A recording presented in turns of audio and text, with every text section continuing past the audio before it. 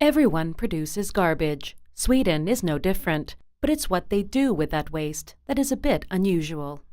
Swedes produce a fair amount of waste, approximately 460 kilos per person and year, which amounts to 4.4 million tons every year. Less than 1% goes to landfill, and the rest is about 50-50 recycled and energy recovery.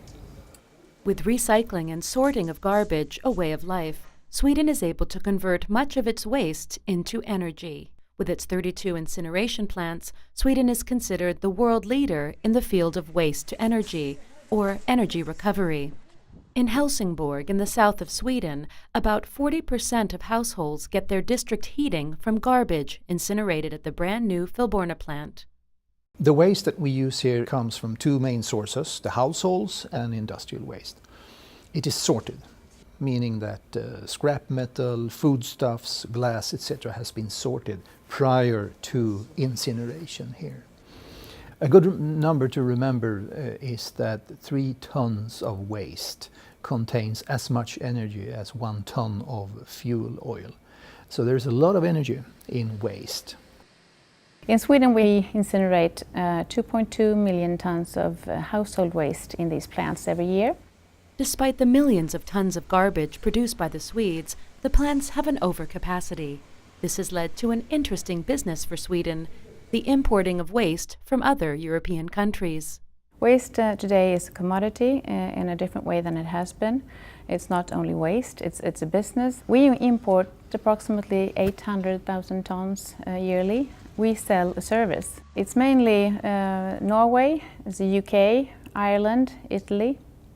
What we have here is imported English household waste.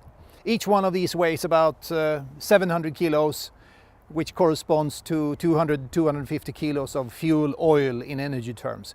So there's a lot of energy here.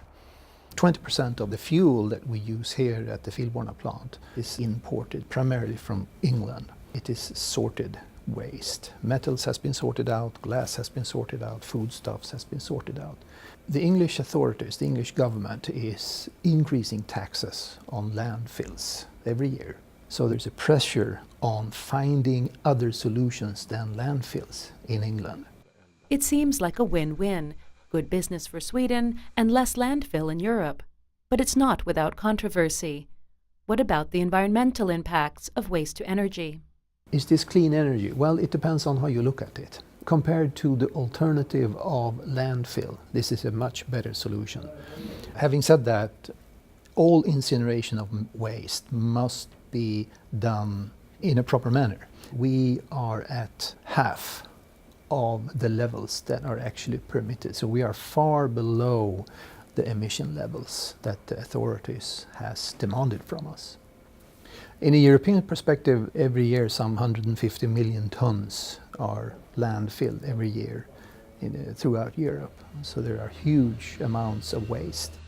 As we speak, EU is looking at the legislation and the Waste Framework Directive, and we think that they're going to suggest higher recycling targets and also more landfill bans.